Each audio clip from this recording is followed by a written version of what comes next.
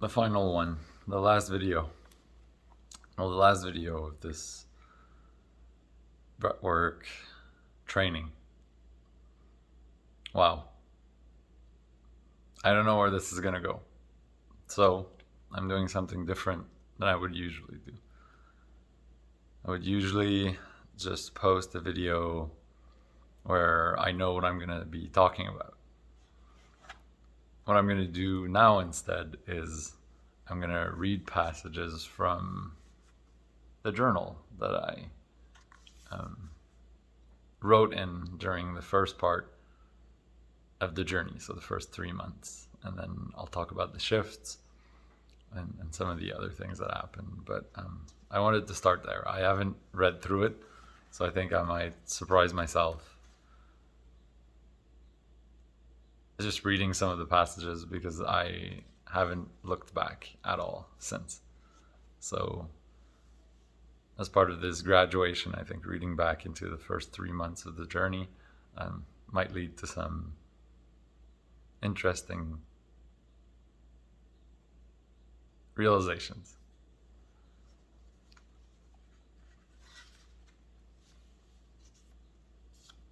Deeper presence in my life. I've been trying to avoid pain. I cannot be fully present without feeling it all. People feel seen when they feel felt. In order to show up fully for myself and others, I have to be willing to not cut myself off from those. I have to slow down. I have to accept all parts. I have to be whole. I have to make myself whole. Presence comes down to wholeness. It varies according to it. The superpower, the hollowness, comes from committing fully to the now and feeling it fully. There's no superpower. What people feel is just how you are showing up. Commit to feel, and the rest will take care of itself. This one's an interesting one because presence is really at the core of being a breathwork facilitator. And so this was probably the third breathwork session that we had where these words were written. And so, yeah, very interesting how that showed up.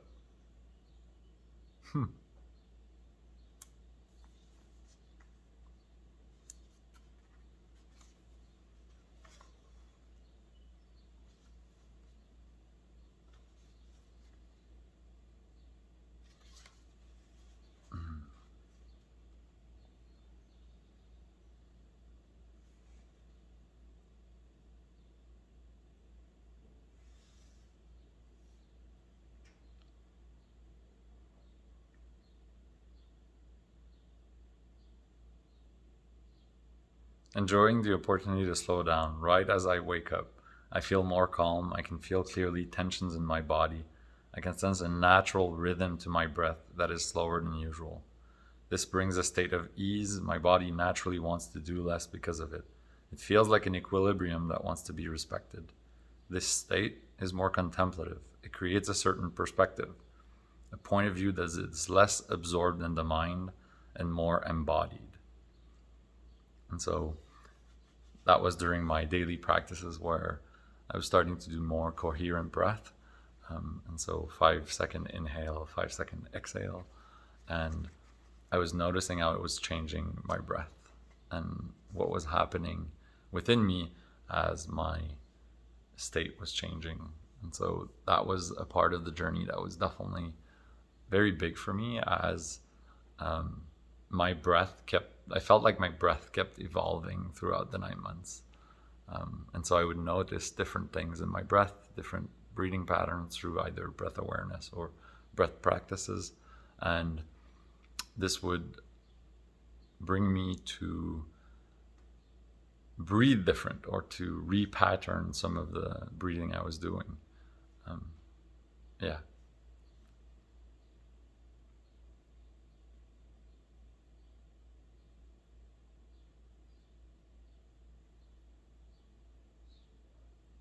It felt good to be seen. I felt open and happy, connected. Connecting with others was really interesting. As I synced my breath with them, I could feel what it was like to be them. I was able not to have much mind chatter during the exercise.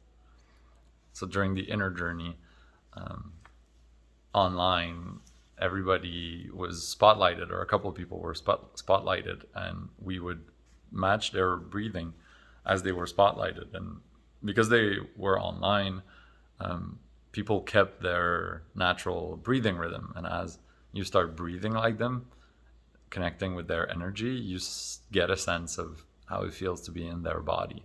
And I was really surprised at how quickly I synced up and how quickly it felt that I was them, in a sense. Like it's almost like I could feel what it was like breathing their breath and what that felt like in the body. And it was pretty interesting to see how that almost instantly changed my emotional state as I was using their breath. Something I totally did not expect to happen. During the session, the mask we wear, who do I consider myself to be? I am so many things, so many we. I am an adaptable being. I am a collection of persons, and I am more than the sum of my personas. I change, create new personas. I'm an agent, someone with agency. I am the ego trying to resist answering the question, and the consciousness that fights through the resistance. I am the intuition and the body, the observer of this incarnation. I am embodied and along for the ride.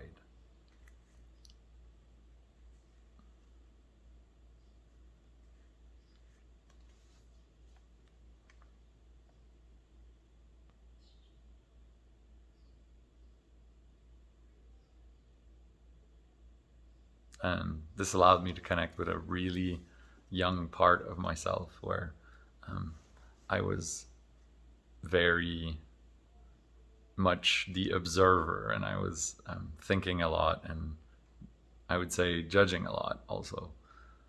And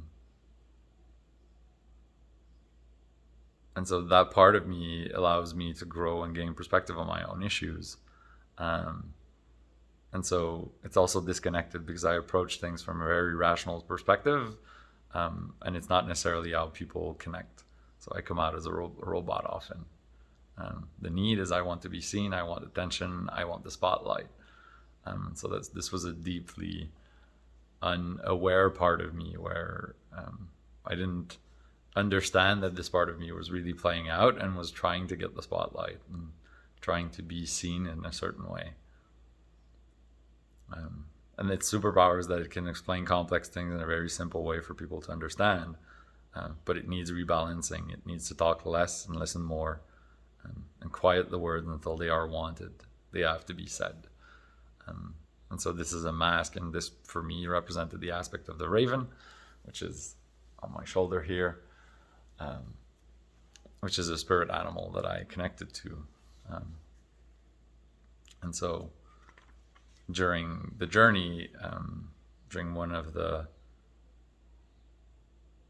breathing exercises, I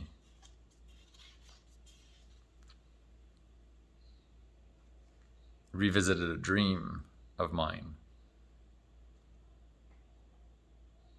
And by revisiting the dream, I understood that the dream was telling me that I needed to let go of my relationship with the raven, and that essentially it was a shamanic dream that was telling me that that relationship had to come to an end, and that I should start mourning and start preparing for letting go of the relationship with that spirit animal. It was a significant portion of the journey for me. We visited, I think, that session somewhere in October, and I went to a training in Iceland in January, and that's where the raven finally decided to leave and came to say goodbye very unexpectedly. It was a very, very powerful moment. I was incredibly sad. I was struck by grief. Fortunately, I could move it, and I could stay with it, and I was in community when it happened, and so I was able to be seen through what I was going through, and able to celebrate that part as it happened. I feel good in my body. It feels powerful. I feel like slowing down agrees with me right now, letting it happen, flowing with the changes. I'm evolving slowly, inching forward, coming into my own. I am dragon. I am bear. I am deep roots, anchored. I can hold it all. I can marvel at my depth. I can reach as far and wide as I want. I need not. I am consciousness. Nothing is wrong with me. It is all there, ready to be seen, to be felt. I need not hide. It is all as it should be. I can mold myself. I can temper myself and feel it all. Find my center, direct awareness where I want, for the purpose I want. I can feel her and not be swayed. Nothing is wrong with her. She is as she is. I have to stop intervening. She will move herself when she needs and wants. She will not meet, and that is okay. We will not meet, and that is okay. It is perfect as is. It need not change. This is one of the very important insights that happened during the training. For me, I think very much in my life, my approach to things has been more of a like intervening kind of action. And so I would often, and I guess I still have this tendency, but feel the need to act on situations to change them in order for them to get arguably better. I'm not sure if they would get better, but like what I thought was better. And throughout this training, I was confronted with that view of healing, I guess, and of helping people. And I came to realize that people have to be and have to come to their own answers, and I can facilitate them coming to their answers, but I can't give them the answers, and there's nothing wrong with them, and they will come to their truth whenever they're ready for it. And that's been a constant reminder, I think, that things are okay, and that I have to get curious about what's going on for them, where they're at, what things mean for them, and that even though I have great ideas and I can offer perspectives sometimes, most of that has to come from them, and they're the ones who ultimately have the answers for themselves.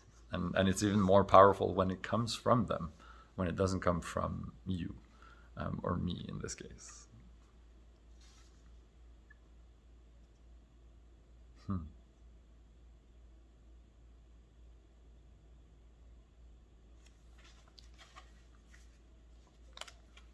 I'm doing all of this work on my triggers. What's the point? 99% of the world is unaware of that stuff, so they get triggered anyways. As you do the work, you learn to spot your own triggers after a while. This interval spotlight will be trained enough to not react to your own triggers. You will gain sort of a superpower. You'll be able to see others react to their triggers, but because you'll see it, you'll get to respond to that differently instead of closing off. You can remain open.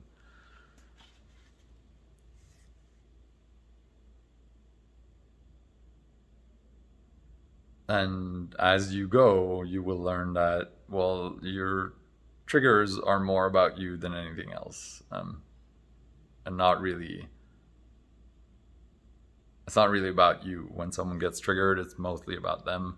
And your own triggers are mostly about you, not about the other people in your life. Yeah, this was a very important one for me, I think.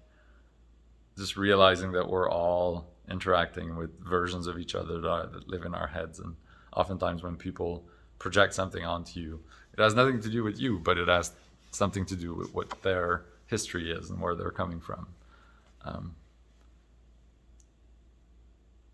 And it's an important realization, and as someone who holds space, it's really useful to get a sense of that and to understand that better, because people will most likely project onto you and be triggered by your coaching or by whatever it is that you're doing.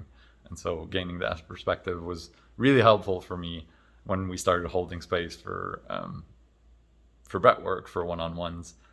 It definitely was something that came up and helped me later on in the training.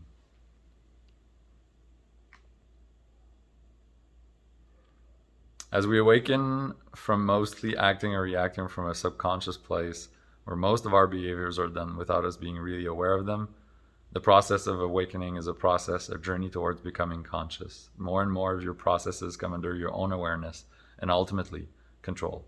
Not in a negative sense, as in I'm trying to control my environment, but control in the sense of choice in how I respond to the environment.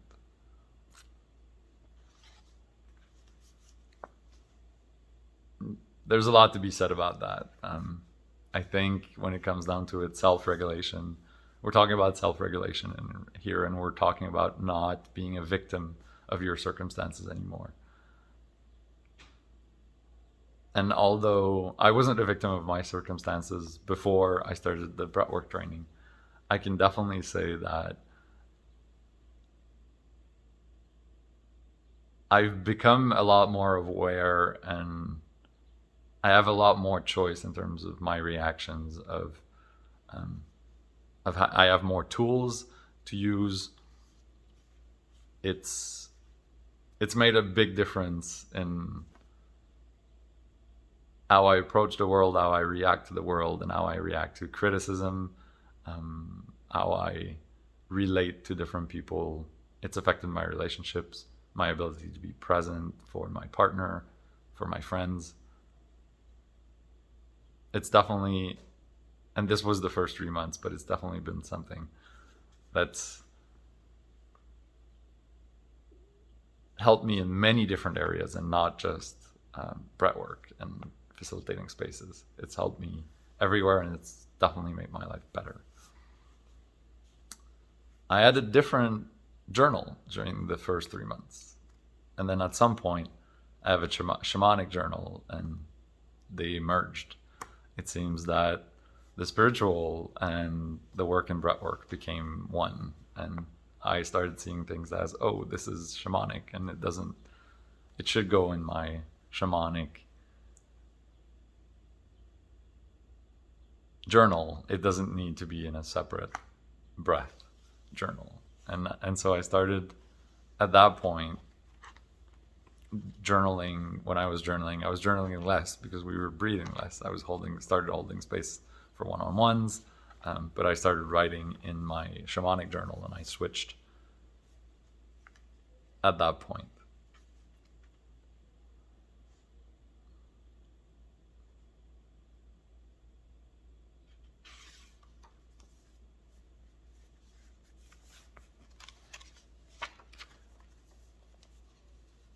And so I had breathwork sessions that were definitely in the shamanic realms, I would say. And so it was very interesting to see all of those things move during that period, where I connected to different parts of me and find new connection to parts of myself.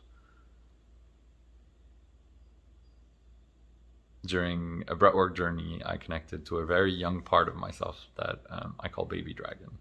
And I had images come to me of not being able to make noise, and to ask my parents to be the permission to play, and being refused, and that I needed to be quiet.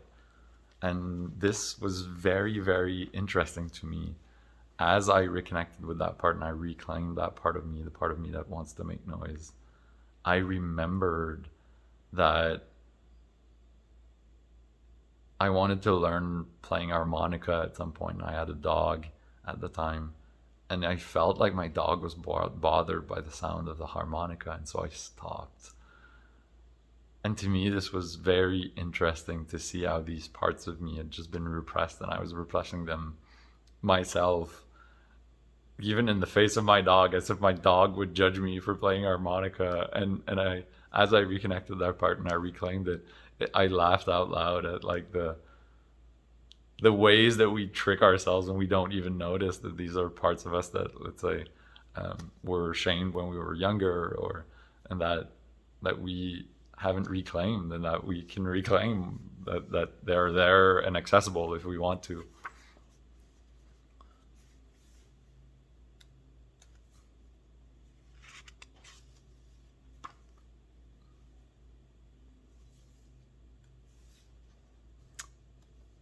Find ease and joy in every moment and every experience. They're all happening. Their happening is amazing. Don't resist. Feel the ease in your body of what is here. The universe will be fine even if you don't carry so much tension. Find the current and let it do the work. Connect to the divine in you at all times. It needs to be nourished. It wants your attention. Find your center first. At all times, feel into things. You will see things more clearly. Consciousness, presence, joy, abundance. Clearly, there's a theme when I reread the first parts of the journey. A lot of it was around consciousness and awareness. And I know that my personal mission changed as the journey continued. My personal mission became to help people become empowered, to have them get in touch with their own consciousness and help bring more awareness to their consciousness. And I clearly see rereading these bits that it was a theme that was coming in the insights that I was getting from my breathwork sessions and from the work that was being done.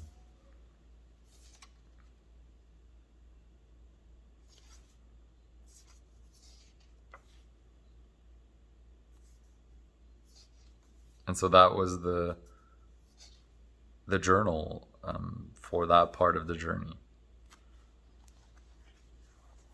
It's very interesting.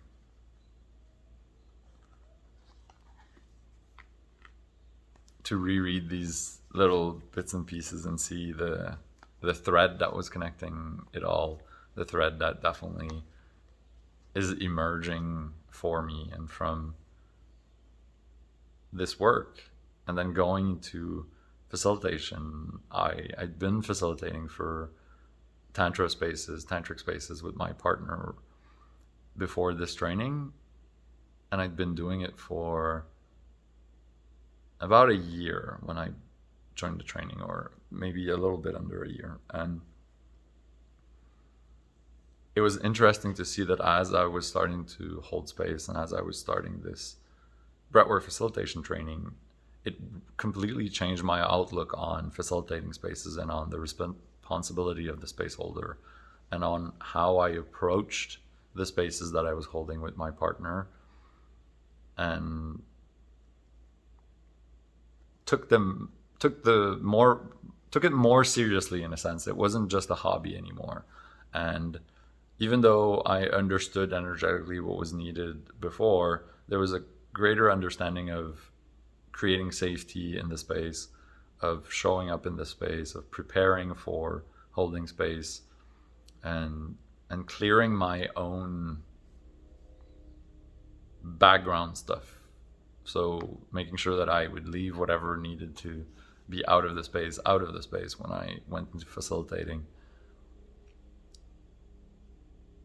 It was very important insights into all of that work, how those things matter, how they make a difference in how the space feels for participants, and their sense of security.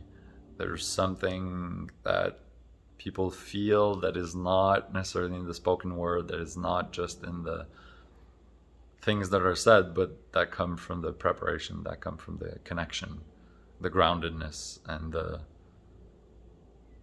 being a clear channel when you're doing it. And so there was a lot of perspectives that were gained in that.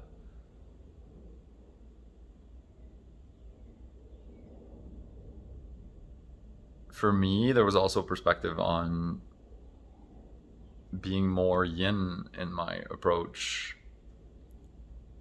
I'm definitely someone who's direct, who's more assertive, and through my journey, a lot of the journey of the last 9 months has been about connecting to my softer side, to connecting to my yin, and to giving it space in my life. I've reconnected with music. I'm now play the flute. I play the didgeridoo. There's more play there. I dance more. There's definitely more spontaneity in my movements. I've reconnected with my body in different ways. Dancing being one of the major ones. I started moving more, and so I'm doing a mobility training, which is not how I would have gone about training in the past, right? The idea was that I don't want to train and just go to the gym. What I want to do is to connect with play, and I want to train in a playful way and moving about and, doing the frog or the bear or whatever it is, like monkeying around.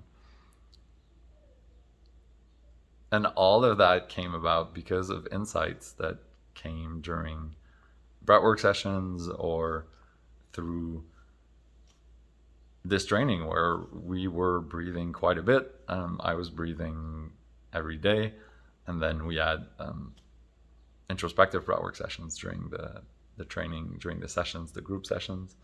And so to me, I feel in almost every way like a different person. Like the before and after, I feel like I've birthed a new me. And I'm privileged in life, but now I can see the privilege that I have, and I can really celebrate the things that are in my life. I can be very grateful for them, and happiness is that much closer to the surface. I need a lot less. One thing that changed during the breathwork training is that I'm shopping a lot less. I'm not buying useless stuff. Finances have been really easy. It's been really easy to keep my budget. I'm eating better. I'm making more food. Those are things that are. Is it the breathwork? I don't know, but it definitely happened. I stopped drinking alcohol. I was already a bit sensitive to it, but throughout the training, as I kept breathing, I started noticing that alcohol didn't agree with me. I can't drink beer anymore without getting a headache. I can sometimes have a drink of wine, a glass of wine, but mostly I don't drink anymore. Not because there's anything wrong or there's health problems or because I was drinking too much. Just I don't feel it. I don't enjoy the sensation anymore. And it hasn't even been a thing where I was like, oh, I'm going to stop drinking. I think I'm drinking too much. It just happened. It's very interesting, all of the subtle ways and all of the not so subtle ways in which breathwork has affected my life for the better. And I think that's why it's hard making this video. I feel like I could go on and on and on and on. There are so many insights that happened, so many things have moved, and there are so many benefits into how my body feels, how less stressed I feel, how I've uncovered unconscious behaviors and have shed light on them to allow them to change, for patterns to be seen, patterns that were in my life to be seen, and for me to be able to change them. And I would say relatively easily, without much pain and without too much struggle. That's been the journey for me. It's been learning about humans, learning about feelings, learning how to hold space for them, how to be present, how to meet them with curiosity, how to meet my own inner feelings with curiosity, and to say, hey, what's going on there? And in a very non-judgmental way, look at my stuff, look at stuff that comes up for people around me, and meet that with curiosity. And if I'm reactive, I'm able to recognize it in myself. I'm able to pause, to breathe, and to come back to center before I re-engage with people, instead of engaging with them from a place of being reactive and potentially harming relationships, and not being in my truth in those moments, and reacting to something that has very little to do with them or with what's going on in the room.